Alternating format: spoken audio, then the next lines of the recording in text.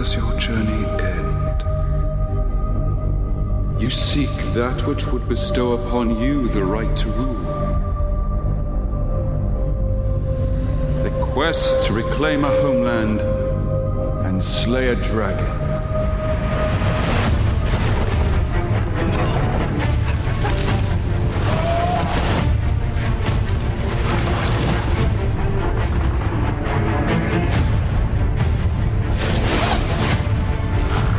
Do not think I won't kill you, dwarf. When did we allow evil to become stronger than us? It is not our fight. It is our fight. One of us is trapped! It's undoubtedly a trap.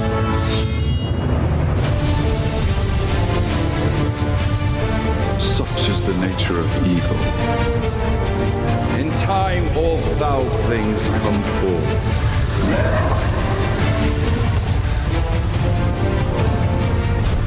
If you awaken that beast, you will destroy us all.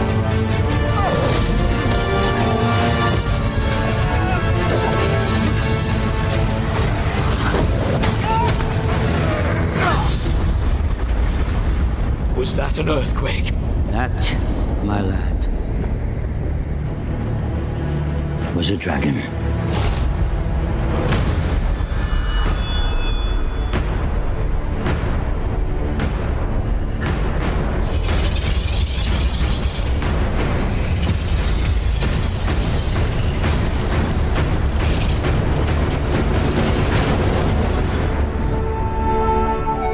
Hi, everyone, and welcome once again to Geek Fest Rants. My name is Carlos Perron, and welcome to our show. Today we have Steve Ivona joining us. Say hi, Steve. Hey, Carlos. Today we are going to be tackling a continuation, if you will, a sequel.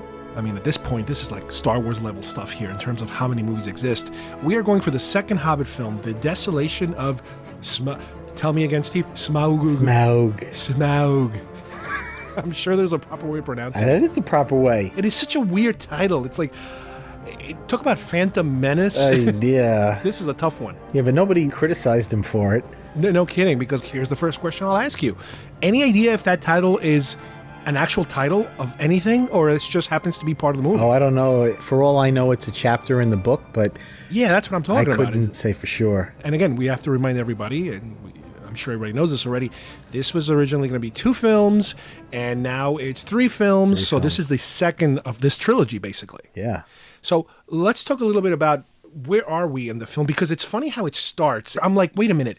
Are we in the past? Are we in the present? Where are we? Yeah. Well, it starts with a flashback. It starts with a flashback. And tell us a little bit about that. Well, that's with Gandalf and Thorin in the Prancing Pony, which is the bar that they showed in Fellowship of the Ring. Exactly. It comes back. Yeah. And right off the bat, you see a cameo of Peter Jackson. Yes. He gets it right out of the way. Yeah. It's right there, and it's blatant. Yeah.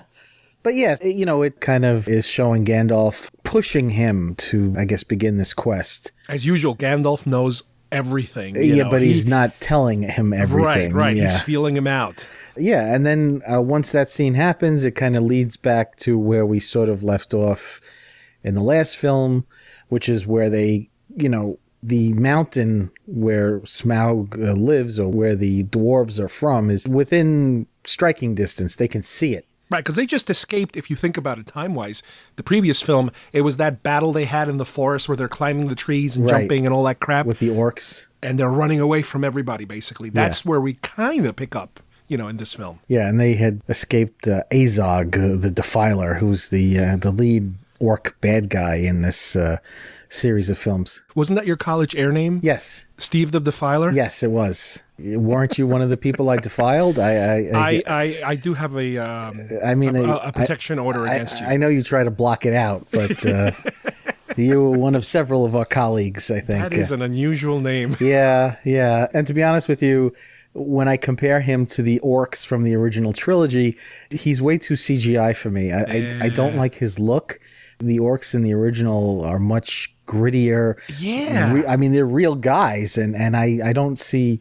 I was disappointed that he doesn't look threatening. He looks just like I said, looks too CGI, and Plus, the hand-to-hand combat in the first trilogy was more because I guess a lot of them were played by real people. Yeah. It was more realistic. It was more, like you said, gritty. It's Yep. there. Here it's fantasy, you know? Yeah.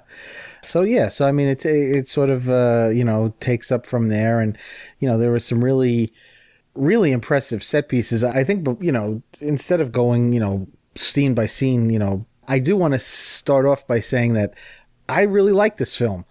And if anybody remembers my feelings on the last one, I really didn't like the last one. Wow. And this one really pleasantly surprised me. I would give it a solid 3 stars. Wow. I enjoyed it better than the first one, definitely. And I think the thing that I have to keep reminding everybody, including myself, when watching this particular trilogy is that this seems to have a lighter tone than the previous one. Yeah. The previous one I really like because, I like darker, grittier films. Sure. This one, because it's all dwarves, it's like all fun and nobody gets really hurt, even though they do at one point. But the first film was like, it was just a fun, more of a kiddie version of Lord of the Rings. Yeah. And the first film, I agree with you on all those points. And what I would add is that because it was broken from 2 films into a trilogy, the amount of padding that you get in the first film. And again, I haven't read the book in 20 years, but what I know is that, Peter Jackson was just layering on scene after scene to just, I guess, like I said, pad the running time. But you felt that? Even though you weren't sure exactly where the padding was taking place? I definitely felt that. And friends of mine who were much more into it than I am, agreed with me.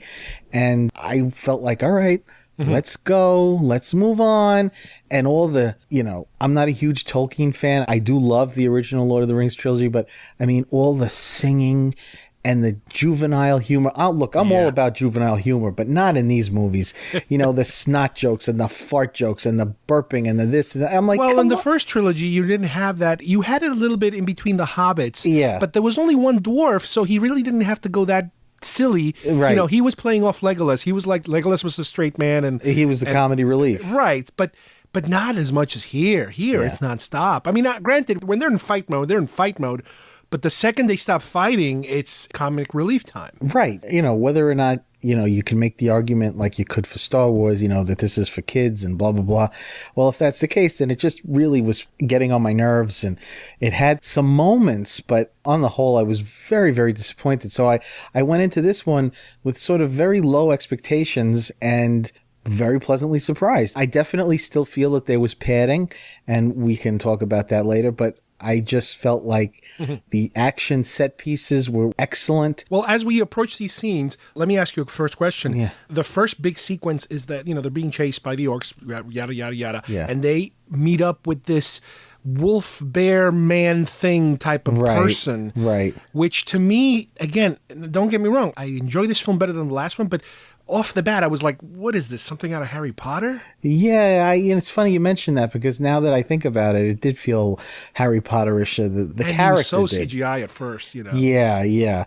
Well, the problem, with these movies, with these running times that push 2.5, 3 hours, is you feel like the first, often, not necessarily the case in this one with the end of the film, but in the beginning of the film, it's like the first 20 minutes, nothing happens. Or the first half an hour, nothing happens. And you're like, come on.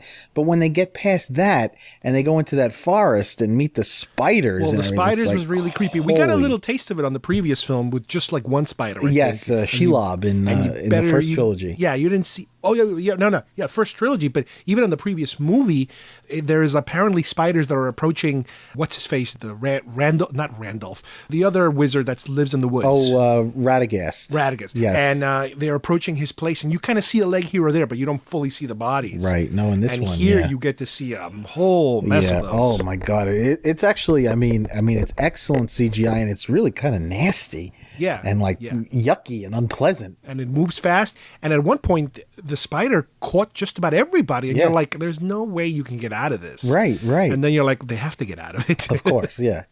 But that scene, I mean, right, okay, so right off the bat with that scene, I'm like, okay, we're in much darker territory here. Maybe this is going to be, the Empire Strikes Back of the Hobbit trilogy, Yeah, you're right. Yeah, it could have gone that way. The other thing about it is that they're starting to weave into the whole Bilbo and The ring. the ring material. What into they're the doing, story. which I enjoy, is that they're laying the foundation for stuff that is obviously paid off in the Lord of the Rings trilogy, Correct. which I guess, not for people our age, but for like your kids, it's like watching the prequel Star Wars trilogy and then, having all the payoffs in the trilogy that we saw first. Yeah, but because these movies are closer together in time-wise, I'm sure they're not going to feel such a huge, like, holy crap, this is not my age. Exactly. So, you're already sort of in much grittier, darker Yes. territory. And as you say, that appeals to both of us. And, maybe you more than me, but I definitely prefer that in these kinds of movies. So now at this point with the spiders, we also get introduced to the elves. Yes. To the new elves and the old elves and the bizarre elves. Yeah. Well, here's what I didn't like the most about the film, and it goes back to padding. It also goes back to the idea that for the Tolkien purist, I think Peter Jackson committed probably his most grievous sin in all of his Tolkien-related work, is that he creates a character Yes. out of whole cloth that is just his invention. And just so he can inject a little femininity into the process, and he creates this character named Tariel, who's played by Evangeline Lilly, who, we all know and love from Lost. She's Kate from Lost, and, one of my favorite actresses, but doesn't belong. And the notion that he had to create this character to bring some sort of like love triangle, sexual tension, with Legolas and one of the dwarves. Killy? Yeah, Feely or Keely. I'm not sure which one. I'm not sure if he's Feely or Keely. But I was like, really? And I felt like every scene where, unless it's an action scene, every scene where she's talking drags the film down. Oh, wow. I just felt like it was completely unnecessary. And granted, not because I read the book, I just know that, because he's gotten so much press that he created such a major character on his own, that you really get the sense that he's shoehorning in this, not just this character, but this notion of the movie has to have whatever you want to call it, like the Han and Leia tension or whatever, or love triangle. And I'm like, you don't need it. Unless, as we were talking off mic about how a lot of these potential franchises or big franchise films nowadays appeal to sort of the teenage girl set, the Lord of the Rings and Tolkien and whatever. Just because you shoehorn in a chick, it doesn't mean the movies are still going to do sick box office. And I don't see the point. I don't know if you can only say that's just to appeal to the current wave of whatever happens to be popular in terms of, teenagery girl type of audiences. But Right. The previous trilogy had a female lead, kind of. It wasn't Sure. a love triangle, but it at least had something. Yeah. This one, if you think about it, without her character, you got nothing. You just Right. have that, what's the name of that other elf woman? that Galadriel? Yeah, Kate Blanchett? she usually comes in and out and leaves and doesn't do much. Which is what she did in the first trilogy. But in this film, what I saw didn't really bother me. It was like, oh, okay, that's interesting. And she kind of fit. I'll tell you what bothered me more about the whole elf thing is that they are practically Star Wars prequel Jedi Knights in terms of their acrobatics. Yeah. Now, I know in the Very Lord of the Rings, CGI. Legolas does some really wild stuff. But here he does 10 times as more. Yeah. And let me ask you something.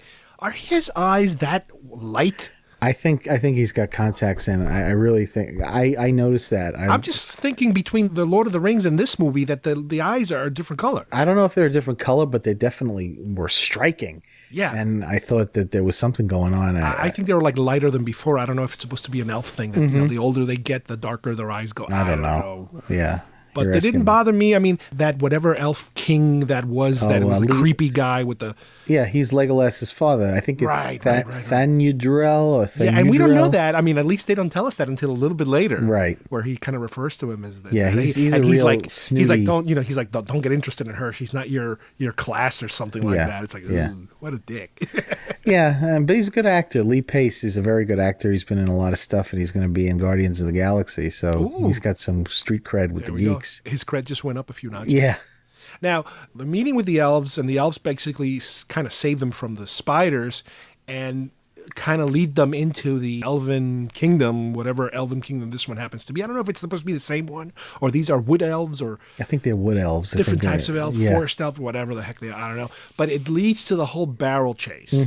Now, this to me was, I think this was my favorite scene of the whole film. It was a great set piece. In terms of, now granted, this has everything that I complain about, but I loved it. In other words, the action is it's almost like watching one of these modern Hong Kong, kung fu films where people are fighting and it's so choreographed and it's so just entertaining to see it, even though it's completely unrealistic. Right. It's completely against the laws of physics and everything else. But it works perfectly with the whole dwarves being silly and one guy hits the other and the other guy jumps over the log and gets back in the barrel and is spinning around and all that stuff. That was, I think, the best part of the movie. And from what I understand, that was supposed to be the middle of the movie, the end of that sequence. Yeah, that was when they were going to, I guess, meet the barge guy who would take them into Lake Town. But before they decided to go to the 3-movie format. Right. I agree with you. I mean, it's part silly, but it was also thrilling. And I guess you could kind of say, like, the fact that, it's a heightened reality, it's fantasy, that Plus, I was watching it in an IMAX theater, 48 frame, 3D, the water rushing at you. It's like, wow, it's perfect for a movie. It's great. Yeah, absolutely. And I was really impressed. Now, I felt a huge change of gears in terms of slowness once that scene ended and we meet this new guy with his boat. Yeah. I completely That's Luke Evans, felt like, is this part of this movie? Was this something that was invented or not? Because to me, that guy it kind of dragged for some reason for me. I don't know if you felt the same way. Yeah, I mean, again, with these movies, there's nothing exciting about the town that he brought them into. It's like, okay, a bunch of drunks and the evil. It's like, is it? Yeah, with the mayor and his toady and everything. I think that with these movies, the fact that they decided to break them into 3 movies, you're just going to have a lot of downtime and a lot of stuff that's, maybe you could drive the plot forward, but you're also stopping the movie dead in its tracks. Yeah. To me, it felt like a bad copy of like the Wormtongue character and John Noble's character. Definitely. From Lord of the Rings. It's like, the evil guy and his little weaselly henchman. It's like, absolutely. No, I agree. And I, for this movie in particular, I was seeing it with a friend, and there were moments where I was like pretending I had a remote in my hand and going, bzz, fast forward, bzz, and even saying that I liked it as much as I did, I felt like you could have knocked out half an hour. And, and again, you just know that there's going to be an extended Blu-ray like the others, like there's plenty more. And, it's like, really? And again, I have a feeling this is an important character. So it's not padding. It's just needed because that's part of the story. Yeah. And I understand it in terms of this character kind of bridges the dragon. In other words, the dragon needs to have a place where he will eventually attack, or he has attacked in the past. So there needs to be a human dragon connection, and that's the connection, this town, exactly. I guess. And that's the setup. But it just felt kind of, you yeah. know? No, I agree. I really felt like once they got into Lake Town, the atmosphere got really dingy. Yeah. And they convinced them they just offer them money. The guy gives a speech and it's like, yeah, we're on your side. Yeah, woo. It's like, yeah, okay, all right, if you say so. I was like, okay, let's move on. And the fact that they split up and half of them stay and there's like more stuff going on there, I'm like, ugh. Again, you get that Lord of the Rings feeling of, okay, the group is getting smaller and they're moving on, and they're getting smaller and they're having 2 adventures now. Exactly. Okay, 2 adventures. But eventually this whole thing leads to entering, I guess, the ruins. Yeah. And not only do the dwarves enter the ruins, Gandalf goes off on his own adventure, as he's done many times before, Yeah. where he meets up with Radagast. Radagast. I keep forgetting his name. It's the old Doctor Who guy. Yeah, Sylvester McCoy. Exactly. And now they kind of peek into this new bad guy that's behind everything, who's Sauron. I guess it's him from the previous film in an Sauron. earlier. Yeah, it's him. He's sort of starting to gather his strength and his power, and I mean, you could even see it in the way they were visually sort of anticipating him with the eye slit and the sword. They find the sword of the Witch Kings and all that stuff. Yep. Now let me ask you a question, and now again, I don't want to spoil it, but who cares, because I don't really know any of this. Is there a connection from Sauron to the dragon? Jeez, I don't know. Or are these completely two separate baddies doing their own thing? I don't know. The dragon might be sort of a precursor or an agent of his, but you'd need to check with somebody more well-versed. We will. We are going to check on with someone else at a later point. Do that. Well, sooner or later, we're at I don't know if you want to call it the middle of the film or the third act, if you will. I would say the third act when they get to the mountain. Bilbo, I keep thinking Frodo. Bilbo enters the chamber where the treasure is and the dragon is hidden. Right. And I tell you, Steve, I started nodding off at this point. When he first enters this place, I was like, the first couple of conversations he was having with the dragon, I was starting to go. It's funny. I sort of felt the opposite. There were certain scenes. Well, there were plenty of scenes that I was, deathly bored of. But once he got in there, once they got into the mountain, and once I was like, finally, because to me, whatever happens in the third movie, this was it, the dragon. We're going to see the dragon. We're going to fight the dragon. The majority of the battle with the dragon is going to happen in this movie. And I was kind of getting excited. And so when he was having his little verbal back and forth with Smaug, I was like, okay, this is kind of cool now. And I liked, the fact that Benedict Cumberbatch was doing his voice. And when you finally saw him in all his glory, I was impressed. Well, that's when I got back into the movie again. Yeah. When the actual running around and trying to figure out ways of defeating him, that got me up again. But the verbal thing, I guess maybe because I was coming from the town part, and the town really beat the crap out of me. Yeah. That it took me a while to kind of perk myself back again. Yeah, I mean, I purposely saw this movie in the middle of the afternoon because I knew if I saw it after 8 o'clock, I'd be like, I'm too old for this shit, So I knew the right time to see it. But yeah, once that all started to go down, now here's the thing. I thought it was great. It was really impressive. Just the fact that what was cool about it was that the dwarves knew exactly where everything was there. It was their place. It was their place. And, they had him at a sort of a disadvantage.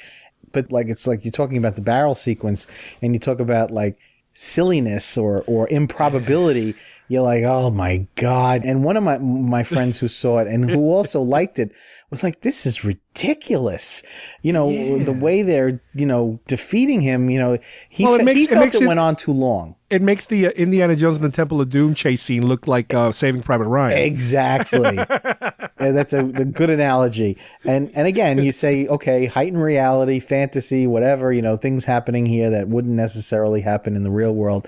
But it got to be a bit much. I mean, you're fighting a dragon. What are you going to do? Exactly. Again, Lord of the Rings, those orc battles, especially when they're being chased and they're fighting in the woods, it feels like a war movie. It feels like Conan, like the original Conan. It has this you could like smell the sweat and the blood, you know what I mean? Absolutely. This is like practically Disney. Yeah.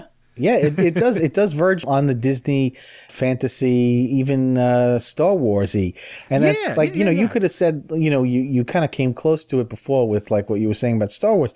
I remember when I saw, not necessarily Phantom Menace, but like the later movies where you had Christopher Lee as Count Dooku doing all these moves. Oh, with Yoda and you're saying to yourself, with the backflips and all that Ben stuff. Kenobi, when he was an old man, didn't do this crap. And he's jumping off this and bouncing off that. And it looks so CGI. But yeah, the original battles in the first trilogy were just so gritty and nasty. And yeah, like a total Private Ryan, World War II. Like Braveheart type of, swords and just dirt Muck and mud and hammers and blood big giant hammers. Yeah, no, absolutely.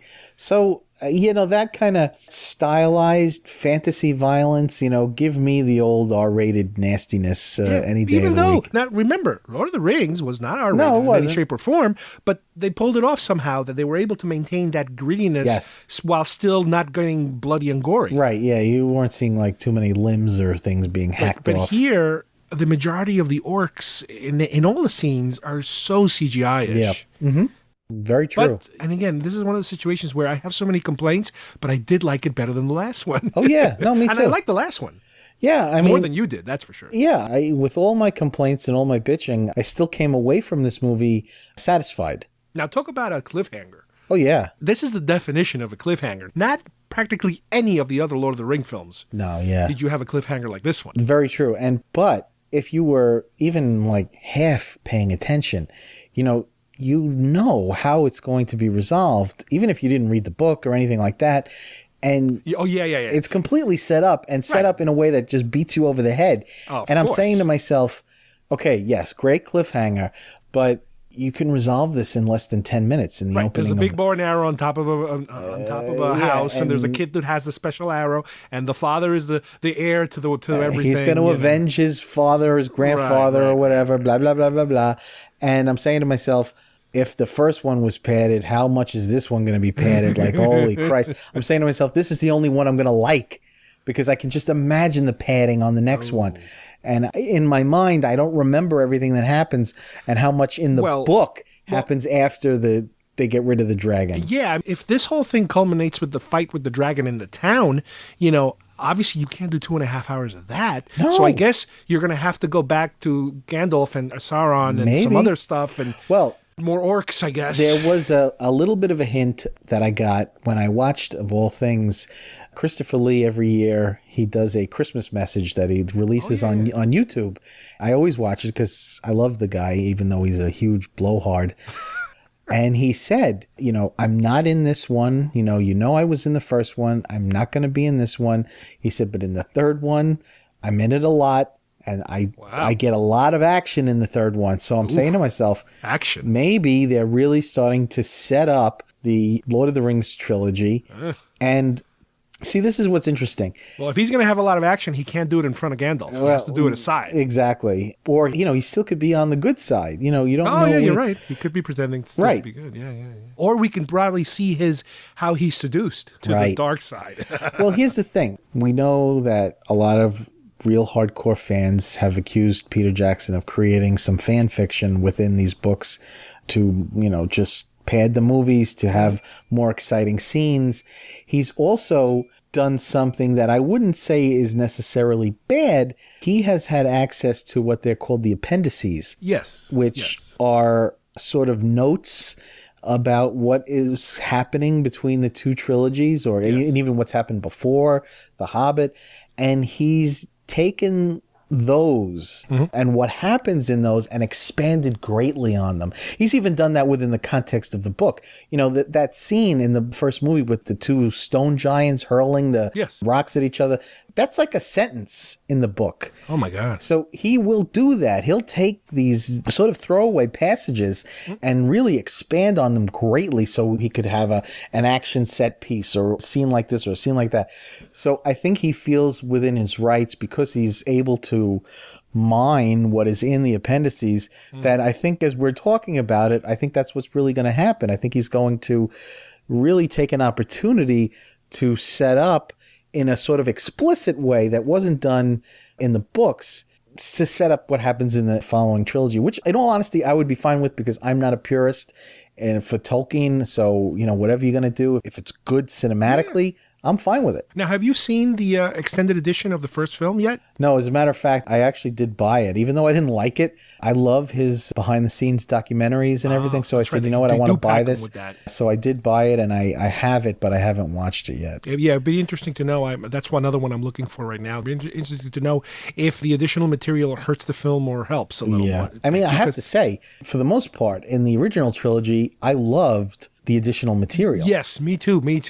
Yes, there was a lot of character development that was missing, that was definitely there in the extended edition. Just off the top of my head, I think of Return of the King, where he puts in Christopher Lee's death. And it's like, we really needed to see this. Yeah. I mean, there were definitely some really great characters and scenes that were put back. In this one, I'm not so confident, but I am very curious to watch it. But yeah, overall, I would say definitely worth seeing. I can't wait for the next one. Now, both of us, as opposed to last time, both of us saw the film in the high frame rate. So what was your take on it? Like I mentioned before, I did not notice a difference. The first time I watched it, I remember we talked about it, how at first the interior scenes felt a little video-ish, a little PBS-y. Here, maybe it was because there weren't that many interior scenes, except for the bar in the beginning.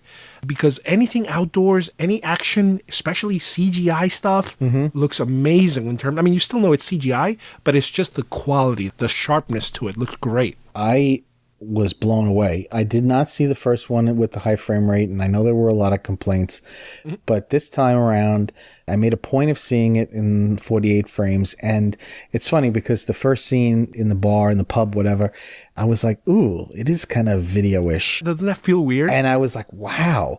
But then I would say that even with the interior scenes, like maybe about 15 minutes in, I totally forgot it. Yeah. And all I could think of was I am looking out the window. Yes. This is so crisp and clear. And you're right. The CGI and the action scenes blew me away. Absolutely blew me away. Everything stays so sharp. It's funny, when I went to see the movie, there was some projector issue where all of a sudden they started projecting 2 reels at the same time. Oh. So they had to stop everything and they had to go and fix it because everybody was like flipping out. It's Yeah. like, what's going on here? And then it started and everything was fine. And I was like, okay, we're good now. Yeah.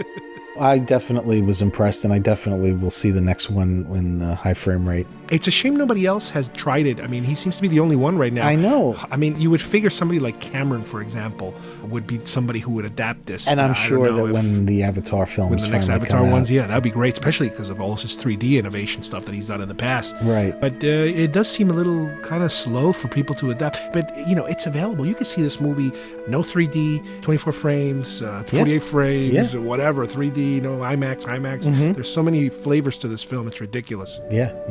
Alrighty, well, I think this basically wraps it up for us. Yeah. I would like to thank Steve for joining me today. My pleasure. And we will see you guys here next time at Geek Fest Rants. Bye-bye, everybody. You cannot hunt 30 orcs on your own. But I'm not on my own. You knew I would come. The king is angry, Talia. For 600 years, my father has protected you, favored you. You defied his orders. You betrayed his trust. Dangolonanin, Negohenatha. Uohenathan. Kidad wenithan uohenathanim. The king has never let orc filth from our lands. Yet he would let this orc pack cross our borders and kill our prisoners. It is not our fight. It is our fight. It will not end here. With every victory, this evil will grow. If your father has his way, we will do nothing. We will hide within our walls, live our lives away from the light, and let darkness descend. Are we not part of this world? Tell me, Melon, when did we let evil become stronger than us? Since when did like summer blockbusters be catered to 13-year-old chicks? Smaug. Smaug. Smaug.